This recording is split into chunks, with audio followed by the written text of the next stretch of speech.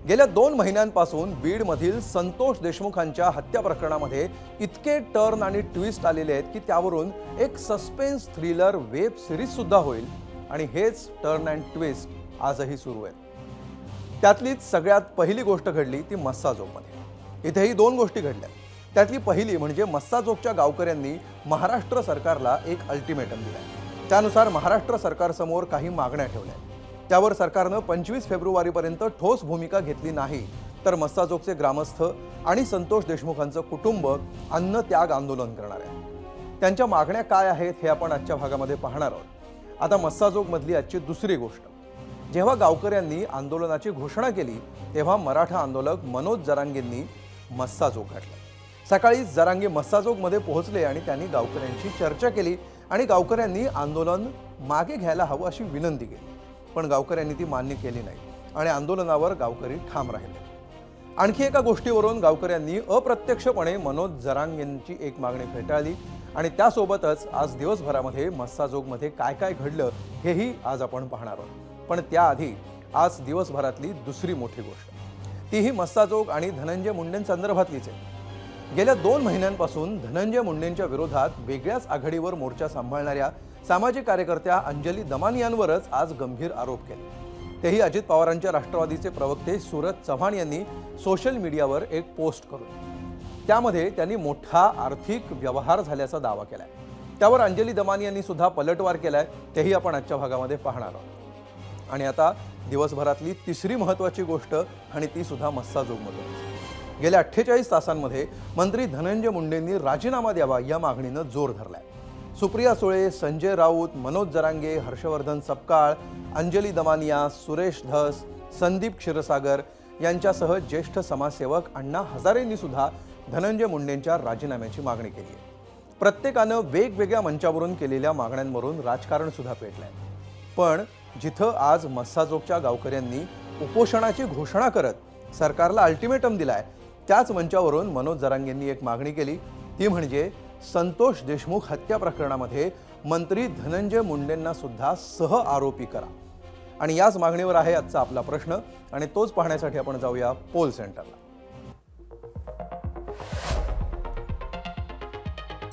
आजचा आपला प्रश्न आहे, संतोष देशमुख प्रकरणामध्ये मंत्री धनंजय मुंडेंना सह आरोपी करा, मराठा आंदोलक मनोज जरांगेंची मागणी योग्य वाटते का? होय आणि नाही असे 2 पर्याय आहेत आणि तुम्ही या 4ही प्लॅटफॉर्मपैकी कुठल्याही प्लॅटफॉर्मवर जाऊन तुमचं मत नोंदवू शकता। तर मंत्री धनंजय मुंडेंना सह आरोपी करा असं म्हणत असताना मनोज जरांगेंनी आणखी कोणकोणते आरोप केलेले आहेत ते आता आपण बघूया। तिथं कारवाई सरकारकडून होत नाही। चार्जशीट मध्ये छेडछाडी होण्याची 100% शक्यता आहे। तपास यंत्रणेला 100% मुभा दिलेली नाही। 100% गृह मंत्रालयाने मुख्यमंत्र्यांनी जर त्यांना आदेश दिले असतील याच्यात सोडू नका एक सुद्धा, तर आतापर्यंत बीडचा अर्ध जेल भरला असतं। एवढी गुंडगिरी पसरलेली, एवढी मोठी टोळी, खून करणाराचे, खंडाण्या मागणाराचे आणि यांना सांभाळणारा एक, त्याला बी कोणचा कानू आता पडायचो, डोळे का काय काय झाले त्याला। कारण आम्ही का नाव घेतो त्याचं, त्या धनंजय मुंड्याचं? त्याचं कारण असं आहे की मान्य न्यायालयापुढं मीडियाच्या बांधवानेच दाखवलं होतं की याच्यात बड्या नेत्याला फोन लावला आरोपीने। बडा नेता कोण? मग टोळ्या सम्राट यालाच नाद आहे, बाकीच्याला कोणाला नाद नाही असली। पैसा कमवणे, सत्ता पाहिजे, पद पाहिजे, हे त्यालाच नाद आहे आणि हे त्याचेच लोक आहेत। अहो नुसतं जवळून हिंडलं तरी आमच्या सारख्याला चौकशाला देत, नुसतं जवळ हिंडलं तरी। आणि मग आता हे त्याचे लोक आहेत। हेच म्हणलेत 5 वर्ष त्यांनी ते पालकमंत्री पद त्याला विकलं होतं, मग आता त्याचेच लोक आहेत। ते कसं कसा आरोपी होऊ शकत नाही? मग मंत्री म्हणून होत नाही काय? 6 आरोपी व्हायलाच पाहिजे ना देव। अरे आमच्यासारख्या गरीबाचे लेकर होते, आंदोलनात उभा राहिलं तरी ते शूटिंग करायला येते त्यांचे लोक।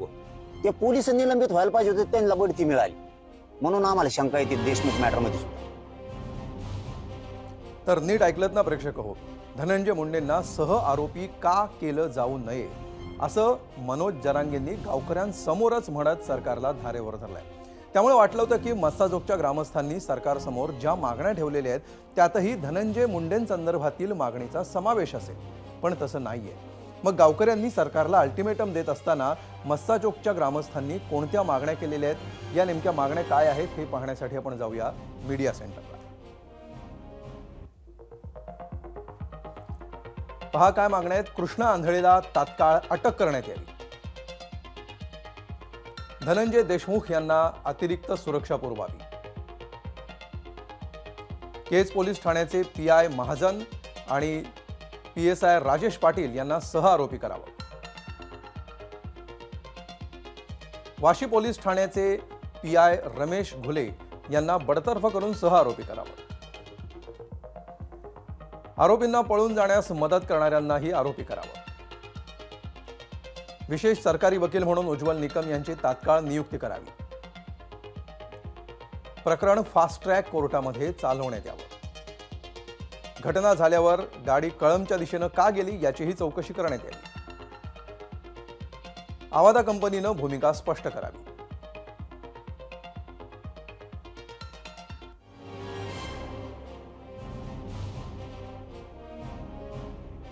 तर त्यामुळे आता या मागण्यांवर सरकारकडून कोणता प्रतिसाद येतो हे पाहावं लागेल. कारण तसं नाही झालं तर मस्साजोगचे ग्रामस्थ 25 फेब्रुवारीपासून म्हणजे आजपासून चौथ्या दिवशी अन्नत्याग आंदोलन सुरू करतील.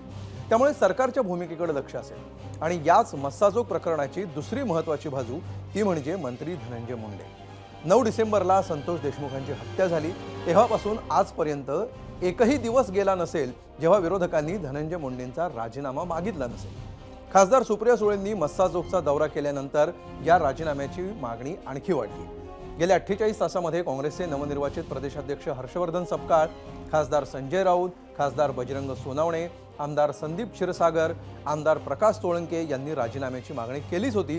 पण त्यात आता आणखी 2 महत्त्वाच्या व्यक्तींनी राजीनाम्याची मागणी केलेली आहे. पाहूया. मंत्रिमंडळात राहून ज्यावेळेला आरोप होतात, एक क्षण सुद्धा पदावर राहणं दोष आहे. लगेच राजीनामा देऊन मोकळे झाले पाहिजे. चुकला ना, चूक झाली ना, लोक पाहतात ना. आता मला सत्तेवर राहण्याची काही गरज नाही आणि मी राहू शकत नाही. म्हणून आपली जबाबदारी, आपलं कर्तव्य असं समजून पहिला राजीनामा देऊन मोकळा झाला पाहिजे. धनंजय मुंडेंनी देऊन टाका ना, आता थोड्या दिवसापुरता राजीनामा द्या ना. आणि तुमचा संबंध जर संतोष देशमुखच्या खुनामध्ये नाही आला, हे जे भ्रष्टाचाराचं आहे याच्यात नाही आला, तर परत पुनर्स्थापित व्हा ना तुम्ही. परंतु तुम्ही का चिटकून बसलाय त्याला? कशामुळे अलगत चिटकून बसलाय? आणि त्याच्यामुळे आमचे कुठं अजितदादाच्या पक्षाची पाहिजे तेवढी प्रसिद्धी होती. त्याच्यामुळे आम्हाला बी आनंद वाटतोय. आणि आता या प्रकरणातली तिसरी अत्यंत महत्त्वाची बाजू, गेल्या 2 महिन्यांपासून धनंजय मुंडेंच्या विरोधात रान पेटवणाऱ्या सामाजिक कार्यकर्त्या अंजली दमानी यांच्या खात्यावर 25 कोटींचा बॅलन्स टाकल्याचा आरोप राष्ट्रवादी युवक काँग्रेसचे प्रदेशाध्यक्ष सूरज चव्हाण यांनी केला. यासंबंधीची माहिती पुराव्यांसकट उघड करण्याचा इशारा सुद्धा सूरज चव्हाण यांनी दमानी यांना दिला. वर्षाला 25 देश फिरता, काहीही काम न करता 2.5 कोटीचा टॅक्स भरता आणि महाराष्ट्रातल्या जनतेला कधी उत्पन्नाचा स्रोत त्यांनी सांगितलेलं नाही. स्वर्गीय संतोष देशमुखाची केस राहिली बाजूला आणि ह्या एका दुसरी केस पुढे आणून स्वतःचा रिचार्ज करून घेऊन आज जाणीवपूर्वक राष्ट्रवादी काँग्रेस पक्ष आणि राष्ट्रवादी काँग्रेस पक्षाचे नेते बदनाम करतायत. त्यांच्या खात्यावरती 25 कोट्याचा रिचार्ज झाल्यामुळं त्या एवढ्या ऍक्टिव्ह झालेल्या आहेत. लवकरच मी महाराष्ट्राच्या जनतेसमोर सर्व पुरावे सादर करणार आहे आणि या कशा पद्धतीनं मोठ्या मोठ्या नेत्याला ब्लॅकमेल करतात ते महाराष्ट्राच्या जनतेला दाखवतात.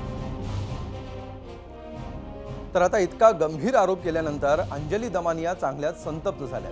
खूप राग आलाय पण भाषेची पातळी सोडणार नाही असं म्हणत दमानिया यांनी मुख्यमंत्री देवेंद्र फडणवीस आणि उपमुख्यमंत्री अजित पवारांना बँक खाती तपासण्याचं आव्हान सुद्धा दिलंय. एक दमडी सुद्धा बेहिशोबी आहे का ते पाहावं असं म्हणत दमानी यांनी सूरज चव्हाणांना उत्तर दिलंय. एक्सच्या माध्यमातून अंजली दमानी यांनी आपली भूमिका स्पष्ट केलेली आहे. त्यांनी नेमकं काय पोस्ट केलंय बघूया. मीडिया सेंटरला आपण त्यांची पोस्ट बघतो आहोत. खूप राग आला आहे तरीही मी माझ्या भाषेची पातळी सोडणार नाही. ताबडतोब माझी सगळीच्या सगळी खाती सरकारनं तपासावी. कुठेही एक दमडी देखील अनअकाउंटेड आहे का ते पाहावं. इतका अमाप भ्रष्टाचार होतोय आणि मी लढू नये. स्वतःच्या जीवाची पर्वा न करता लढणाऱ्या लोकांचा असा मानसिक छळ करणार. माझी ताबडतोब चौकशी करावी. माझे सगळ्या खात्यांची ताबडतोब चौकशी करावी. होऊन जाऊ दे. मी भ्रष्ट असेन तर मला शिक्षा झाली पाहिजे. जर नसेल तर सूरज चव्हाणला शिक्षा द्यावी.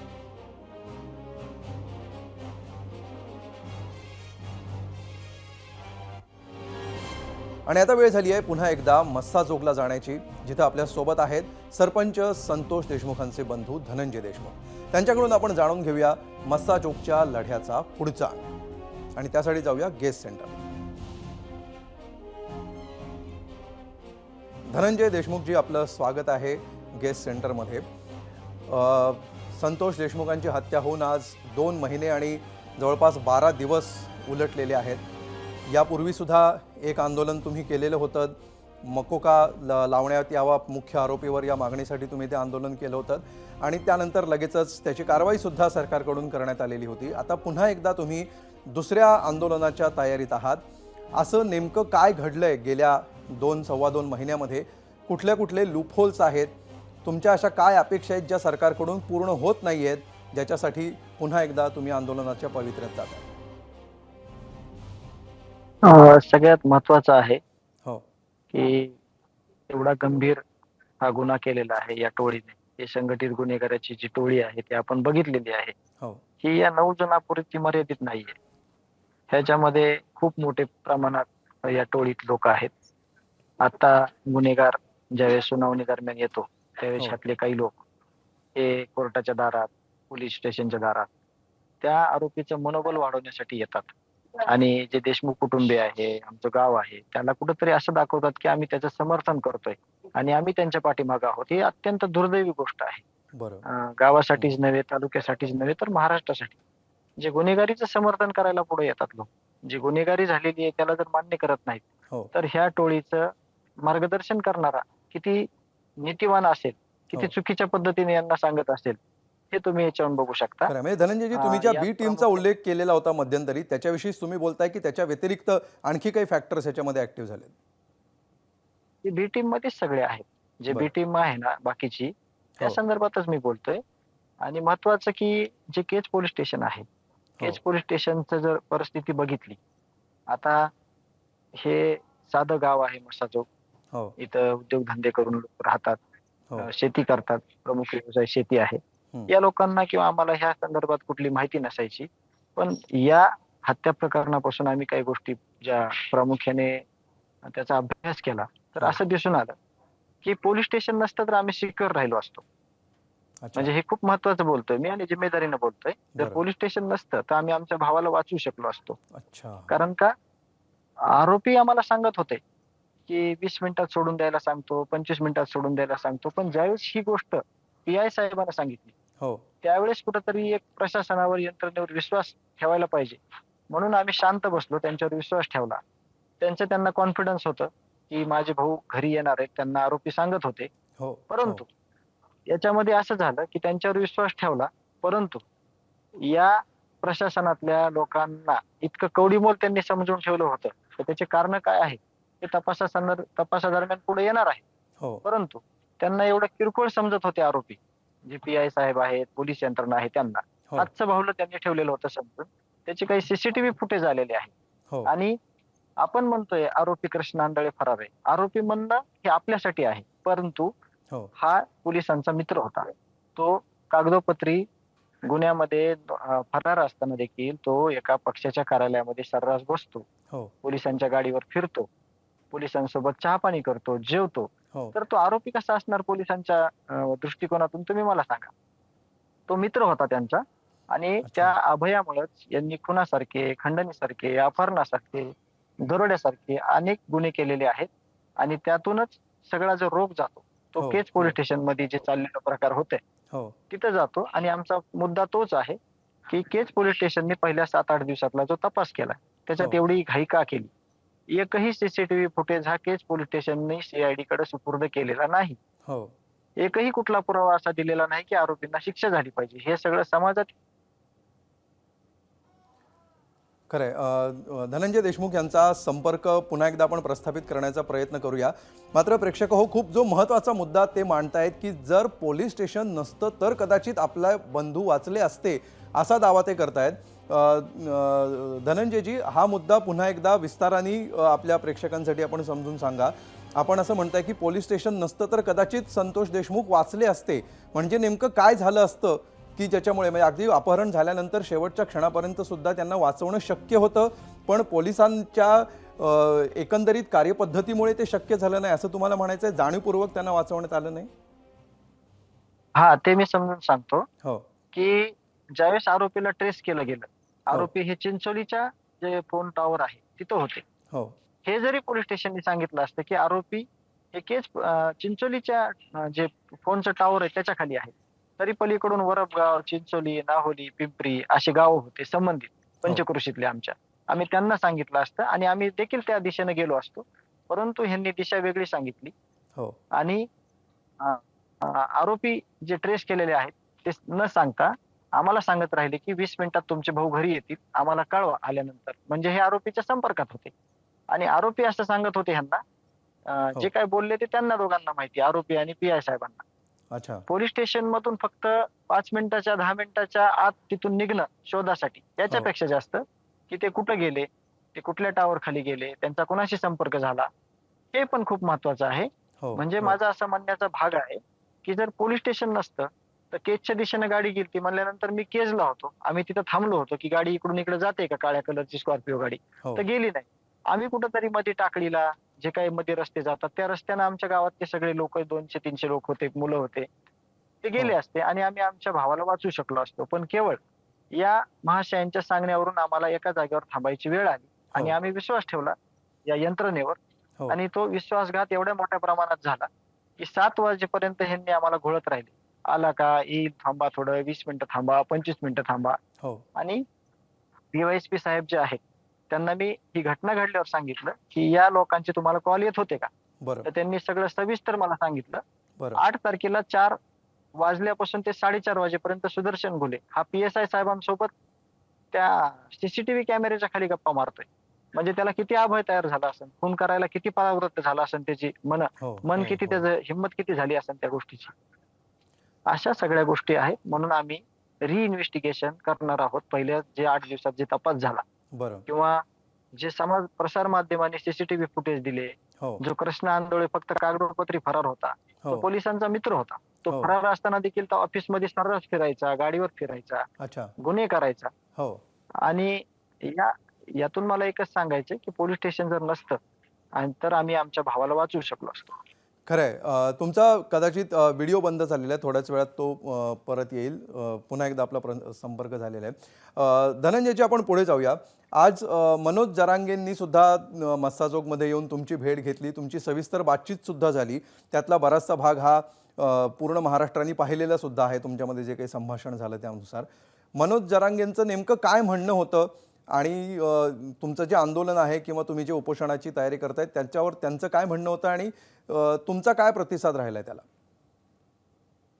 त्यांचं प्रामाणिक मत हे होतं की जे पीडित कुटुंब आहे, हो. पीडित गाव आहे, त्यांनी आंदोलन करण्याची वेळ येणं म्हणजे दुर्दैव आहे. तुम्ही आंदोलन करू नका, बरं. परंतु जे गाव आहे आणि ज्या आमच्या व्यथा आहेत, ज्या तुम्हाला मी आता बोललो, हो. तशा अनेक प्रकारच्या व्यथा आहेत. त्या व्यथा कुठेतरी समोर आल्या पाहिजेत, त्याचा तपास झाला पाहिजे, सहआरोपी झाले पाहिजेत, त्यांना शिक्षा झाली पाहिजे, आरोपीचं समर्थन करते त्यांना योग्य दिशा कळली पाहिजे, कृष्ण आंधळेला अटक झाली पाहिजे, जेणेकरून त्यांनी काही जर पुरावे नष्ट केलेले असले तर त्याची जिम्मेदारी कोण घेणार, हो. सरकारी वकिलांची नियुक्ती, अशा विविध प्रश्नावर किंवा विविध या मागण्यावर आमचं दादांशी बोलणं झालं. बरं. दादांचं प्रामाणिक मत असं होतं की हे तुम्ही करू नका आंदोलन, कुटुंबियांनी अशी वेळ यायला नाही पाहिजे कुटुंबियावर. पण गावकऱ्यांनी ठाम निर्णय सांगितला की दादा आम्ही हे आंदोलन करणार. दादांनी देखील सांगितलं की मी या आंदोलनात सहभागी होतो, पण गावकऱ्यांनी त्यांना सांगितलं की तुम्ही सहभागी होऊ नका, तुमच्या शरीराची झीज झालेली आहे, तुम्ही सहभागी नोंदवा परंतु आंदोलन करू नका. आंदोलन करायला मसाजोगचे गावकरी आणि मी स्वतः हे आम्ही प्रत्यक्ष आंदोलन करणार आहोत. अच्छा, म्हणजे ज्या प्रतिक्रिया आलेल्या आहेत कॅमेऱ्यावर रेकॉर्ड झालेल्या आहेत त्याच्यातून हे कन्फ्युजन राहू नये म्हणून मी तुम्हाला हा प्रश्न विचारतो आहे की त्यांचा या प्रकारच्या आंदोलनाला तात्विक विरोध आहे की काळजीपोटी त्यांनी हा सल्ला दिलेला आहे? नाही, काळजीपोटी दिलेला सल्ला आहे की देशमुख कुटुंबियावर अशी याच्यावरून वेळ आली मतभेद नाही किंवा असं काही पाहिजे. कुठले वेगळी मतं नाही आहेत? अजिबात नाही, अजिबात बरं. नाही, अजिबात नाही, तसं काहीच नाहीये. अच्छा, दुसरी महत्त्वाची गोष्ट, धनंजय मुंडे हा एक खूप मोठा घटक या सगळ्या प्रकरणामध्ये आहे आणि त्यांच्या राजीनाम्याची मागणी होती. मग त्याच्यामध्ये अनेक नेत्यांनी ही मागणी केलेली आहे. आज तर मनोज जरांगेंनी मस्साजोगमधूनच अशी प्रतिक्रिया दिली की त्यांना सहआरोपी का करण्यात येऊ नये. या सगळ्यामध्ये तुम्ही मात्र हा मुख्यमंत्री आणि उपमुख्यमंत्र्यांचा प्रश्न आहे असं म्हटलेलं आहात. तुम्हाला असं वाटत नाही का की ही मागणी तुम्ही सुद्धा लावून धरणं या सगळ्या ह्याच्यासाठी आवश्यक आहे की जाणीवपूर्वक तुम्ही या प्रकरणात बोलणं टाळून फक्त तपासावर फोकस करत आहात? नाही, ह्याच्यात मी प्रामुख्यानं बोलेल, हा. कारण तपास जो चाललेला आहे पुढच्या दिशेने, हम्म. त्या तपासामध्ये जर असं कुठं आढळलं की कुणाचं प्रेशराईज कोणी केलंय हम्म. किंवा ते समोर येणारच आहे, त्यावेळेस मात्र सगळी जिम्मेदारी ही प्रशासनाची असेल. त्यावेळेस आमची भूमिका जी असेल ती मी आज बोलून दाखवत नाही, पण त्यावेळेस भूमिका जी असेल ती खूप कठोर असेल बरं. आणि त्याची सगळी जिम्मेदारी ही प्रशासनाची असेल. अच्छा, मगाशी जरांगेंबद्दल आपण बोललोच, मात्र आज ओव्हरऑल तुमची आणि मनोज जरांगे यांच्यामध्ये काय चर्चा झाली पुढच्या सगळ्या आंदोलन आणि या सगळ्या लढ्याबाबत? नाही, हीच चर्चा झाली, जे आपण आता बोललो ना तीच चर्चा झाली की दादांना असं वाटत होतं की काळजीपोटी कुटुंबावर ही वेळ येऊ नये हो. उपोषण करण्याची किंवा आंदोलन करण्याची. हो. आणि त्यांना नाही पण म्हणता येत नव्हतं, कारण प्रश्नच एवढे गंभीर आहेत हम्म. की सगळं समोर आहे पण त्याच्यावर कुठं कारवाई होत नाही. हो. साधं कमेंट केली तर त्याला 2-3 दिवसाची सजा देतात, परंतु या लोकांनी आरोपींना गाडीत सोडवलंय, आरोपींच्या गाड्या ठिकाणावर लावल्यात, आरोपींना पैसे फोन पे केलेत, आरोपींना पांघरायचे पुरवलेत, आरोपींना पाण्याच्या बॉटल दिल्यात, हो. तर त्यांना कसं काय झालं? किंवा आरोपी ह्या घटनेदरम्यान, घटनेच्या अगोदर, घटना घडताना, घटनानंतर हो. काही फोन कॉल आहेत आरोपींसोबत या लोकांचे, तरी हो. देखील काहीच झालं नाही. त्यामुळे त्यांना हे पण म्हणता येईल की हे आंदोलन करू नका. ठीक, 2.25 महिने होऊन गेलेले आहेत आणि तुमचा हा लढा असाच अखंड अविरत सुरू आहे. या सगळ्या लढ्याला एबीपी माझाचं सुद्धा लक्ष असेल, या सगळ्याच्या पुढच्या घडामोडींवर आमचं लक्ष असेल. तूर्त धन्यवाद, आपण वेळ दिलात आणि आपली सविस्तर भूमिका मांडलीत त्याबद्दल. तर धनंजय देशमुख यांच्याशी आपण बोलत होतो आणि त्यांनी त्यांची भूमिका स्पष्ट केलेली आहे. आता वेळ झालेली आहे आपल्या आजच्या प्रश्नावर एबीपी माझाच्या प्रेक्षकांनी दिलेल्या प्रतिक्रिया पाहण्यासाठी, आणि त्यासाठी आपण जाऊया मीडिया सेंटरला. आधी पाहूया आजचा आपला प्रश्न काय होता.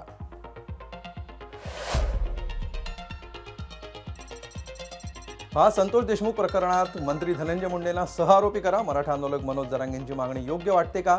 होय आणि नाही असे 2 पर्याय तुम्हाला निवडायचे होते. याच्यावर काय पोल आलं हे बघण्याआधी काही महत्त्वाच्या रिॲक्शन्स. एक्सवर शंतनू गौतम असं म्हणतात की असं कुठं असतं का? जोपर्यंत आरोप सिद्ध होत नाही, ठोस पुरावा मिळत नाही, तोपर्यंत असे सहआरोपी करता येत नाही.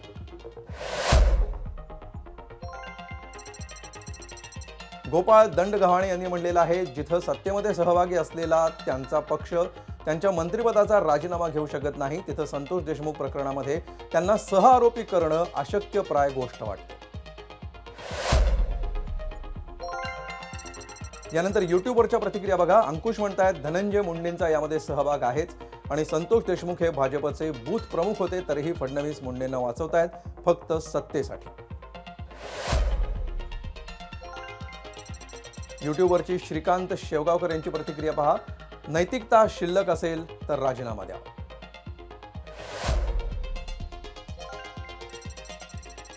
दिलीप खर्चे म्हणतात, जर तपासामध्ये आढळून आलं तर नक्की करावं, पण मागणी होते म्हणून करणं घटनाविरोधी आहे.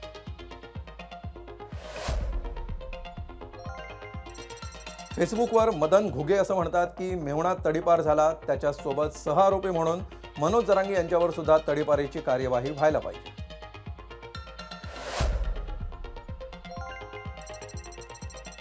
तर घावंत पुरू यांची प्रतिक्रिया पहा. कृष्ण आंधळे कधीच सापडत नसतो, सगळ्या पुराव्यांची पद्धतशीर विल्हेवाट लावली.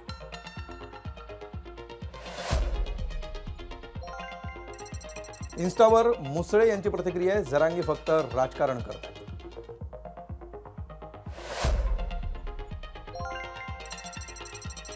तर चंदू लुलनगरे यांची प्रतिक्रिया आहे, ते म्हणतायत एकदम बरोबर आहे. आणि आता पाहूया 0 आवरच्या प्रश्नावर एबीपी माझाच्या प्रेक्षकांनी दिलेला कौल काय सांगतो आणि त्यासाठी जाऊया पोल सेंटरला.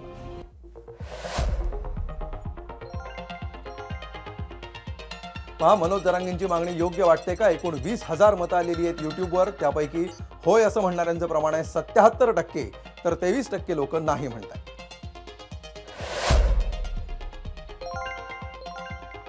एक्सवर आलेल्या प्रतिक्रिया पहा. 85% लोकांना वाटतं की होय, मनोज जरांगेंची मागणी योग्य आहे. 15% लोक नाही म्हणतात.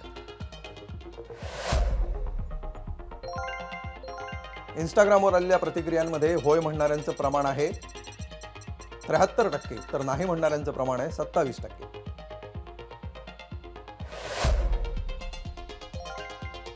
तर फेसबुकवर आलेल्या प्रतिक्रिया आणि त्यावर नोंदवली गेलेली मतं यामध्ये 71% लोकांना असं वाटतं की होय, धनंजय मुंडेंना सहआरोपी करावं अशी मनोज जरांगेंची मागणी योग्य आहे, तर 29% लोक नाही म्हणतात. मंडळी, मोठी शहरं म्हटली की महापालिका आलीच. मात्र आपल्याकडच्या महापालिका अनेकदा अधिकार नसलेले कागदी वाघ वाटतात. याचं कारण जे लोक नियम तोडून नागरिकांची प्रचंड गैरसोय करतात त्यांच्यावर कुठलीही कारवाई होत नाही. विषय आहे फेरीवाल्यांचा. मुंबई, ठाणे, पुणे, नागपूर, नाशिक या शहरांना अनेक वर्षांपासून फेरीवाल्यांचा विळखा पडलाय. आता या यादीमध्ये कोल्हापूर देखील येऊन बसलाय. महापालिका मात्र हतबल आहे. पाहूया हा स्पेशल रिपोर्ट. कोल्हापूर ऐतिहासिक आणि सांस्कृतिक वारसा लाभलेलं सुंदर शहर. या शहराला मात्र घरघर लागलीये. याचं कारण आहेत फेरीवाले.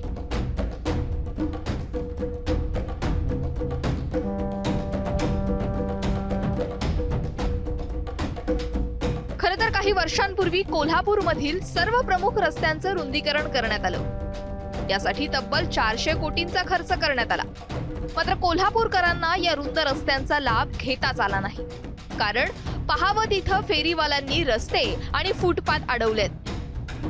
त्यामुळे रस्ता जरी 3 किंवा 4 लेनचा असला तरी नागरिकांना मात्र 1 किंवा फार फार तर 1.5 लेनच वापरता येते. भरपूर ठिकाणी असं दिसत आलं की दोन्ही ठिकाणी पार्किंग आहे दोन्ही बाजूला. त्यानंतर परत त्याच्यामध्ये फेरीवाले पण आहेत, 2 व्हीलरवाले आणि रिक्षावाले आडवी तिडवी मारतात गाडी. त्याच्यामुळे 4 व्हीलरवाल्यांना गाडी चालवणं फार अवघड झालेलं आहे. अतिक्रमण भरपूर आहे. फेरीवाले आलेले आहेत, फळवाले, परत बाकीचे किरकोळ विक्रेते आहेत, त्यांच्या गाड्या पण लागलेल्या असतात.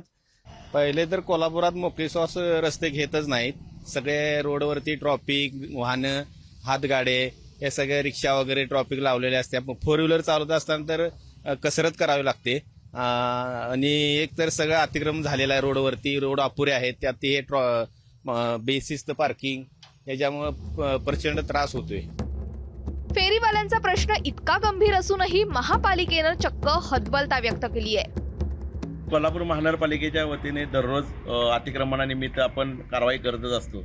व्यापाऱ्यांना आपण या पट्ट्याच्या बाहेर येऊ नये म्हणून आपण त्यांना सतत सांगत असतो. परंतु आम्ही ज्याला कारवाई करून पुढे निघून जात असतो त्याला परत तो व्यापारी आहे त्या स्थितीमध्येच येत असते. त्यामुळे त्यांना वारंवार आपण सूचना देऊन सुद्धा ते ऐकत नाहीत. फेरीवाल्यांचा त्रास कमी म्हणून की काय, तर पार्किंगची समस्या देखील हाताबाहेर चालली आहे. पूर्वी बांधलेल्या घरांमध्ये पार्किंगची सोय नसल्यानं रस्त्याच्या दोन्ही बाजूंना गाड्या पार्क केलेल्या असतात. त्यामुळे केवळ 4चाकी चालकांनाच नाही तर दुचाकी स्वारांना देखील गाडी चालवताना तारेवरची कसरत करावी लागते. एकूणच काय, तर नागरिकांनी मालमत्ता कर भरायचा, गाडी घेताना देखील विविध कर भरायचे, इंधन भरताना 100%हून अधिक कर भरायचा आणि आयुष्यभर गैरसोयीत जगायचं. बहुधा हीच आता शहरी जीवनाची व्याख्या बनली आहे. विजय केसरकर सह ब्युरो रिपोर्ट, एबीपी माझा, कोल्हापूर. आज देशाच्या राजधानीमध्ये सारस्वतांचा मेळा जमला होता आणि निमित्त होतं दिल्लीमध्ये सुरू होणाऱ्या अखिल भारतीय मराठी साहित्य संमेलनाचं. आजपासून दिल्लीमध्ये 98व्या अखिल भारतीय मराठी साहित्य संमेलनाला सुरुवात झाली आणि याच ऐतिहासिक सोहळ्याचं उद्घाटन पंतप्रधान नरेंद्र मोदी यांच्या हस्ते पार पडलं. नवी दिल्लीतल्या विज्ञान भवनमध्ये हा सोहळा पार पडला. यावेळी देशविदेशातील साहित्य रसिक सुद्धा मोठ्या संख्येने उपस्थित होते. विज्ञान भवनात संमेलनाचं उद्घाटन झालं आणि या अखिल भारतीय मराठी साहित्य संमेलनाच्या अध्यक्षस्थानी डॉक्टर तारा भवाळकर आहेत. तसंच संमेलनाचे स्वागताध्यक्ष शरद पवार, उद्घाटक या नात्यानं पंतप्रधान नरेंद्र मोदी सुद्धा उपस्थित होते. तर प्रमुख पाहुणे म्हणून मुख्यमंत्री देवेंद्र फडणवीस सुद्धा या सोहळ्याला उपस्थित होते. असं असलं तरी सुद्धा चर्चा झाली ती पंतप्रधान मोदी आणि शरद पवारांची. जेव्हा दीपप्रज्वलनाचा सोहळा पार पडत होता तेव्हा पंतप्रधान मोदींनी शरद पवारांच्या हाताला धरून त्यांना पुढे बोलावलं. इतकंच नव्हे तर दीपप्रज्वलन करत असताना त्यांनी पवारांचा हात धरून ठेवला होता. त्यानंतर शरद पवारांनी मुख्यमंत्री देवेंद्र फडणवीसांना दीपप्रज्वलनाची विनंती केली. हा झाला एक भाग. दुसरा भाग होता मंचावर. पंतप्रधान मोदी आणि शरद पवार यांची खुर्ची अगदी शेजारी शेजारी होती. दीपप्रज्वलन पार पडल्यावर सर्व मान्यवर आपापल्या खुर्च्यांकडे वळले. जेव्हा मोदी पवार आपापल्या स्थानाजवळ पोहोचले तेव्हा मोदींनी पवारांसाठी खुर्ची मागे खेचत त्यांना आधी बसण्याची विनंती केली. मोदींनी केलेला हात सन्मान काही सेकंदांमध्ये सोशल मीडियात व्हायरल सुद्धा झाला. आणि आता तिसरा प्रसंग. जेव्हा शरद पवारांनी आपलं भाषण संपवलं आणि ते पुन्हा एकदा आपलं स्थान ग्रहण करण्यासाठी पोहोचले तेव्हा पंतप्रधान नरेंद्र मोदी आपल्या खुर्चीवरनं उठले. त्यांनी पवारांसाठी खुर्ची मागे खेचली. मोदींनी अगदी हाताला धरून शरद पवारांना खुर्चीवर बसवलं. इतकंच नाही तर मोदींनी शरद पवारांसाठी पाण्याचा ग्लास देखील भरला आणि त्यांना पाणी घेण्याची विनंतीही केली. शरद पवारांनी मात्र पाणी न पिता स्मितहास्यातूनच मोदींचे आभार मानले. खरं तर मंच मराठी साहित्य संमेलनाचा होता, पण चर्चा झाली ती मोदी पवारांमधल्या याच सगळ्या प्रसंगांची. आता त्याचे थेट राजकीय अर्थ जरी नसले तरी सुद्धा त्याचा महाराष्ट्राच्या राजकारणावर कसा परिणाम होतो ते उद्या सकाळी 9:30 वाजताच कळेल. दुसरीकडे मोदींनी आपलं अख्खं भाषण जवळपास मराठीतून केलं आणि नुकत्याच प्रदर्शित झालेल्या छावा चित्रपटाचं कौतुकही केलं. मराठी भाषा किती संपन्न होती याचेही अनेक दाखले, अनेक उदाहरणं मोदींनी दिली. पाहूया त्यातलंच एक महत्त्वाचं वक्तव्य. देश दुनिया के सभी मराठी प्रेमियों को इस आयोजन की बहुत बहुत बधाई देता हूं.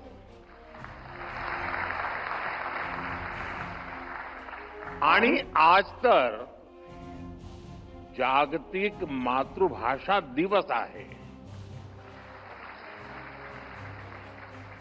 तुम्ही दिल्लीतील साहित्य संमेलनासाठी दिवस सुद्धा अतिशय चांगला निवडला. एबीपी माझा, उघडा डोळे बघा नीट.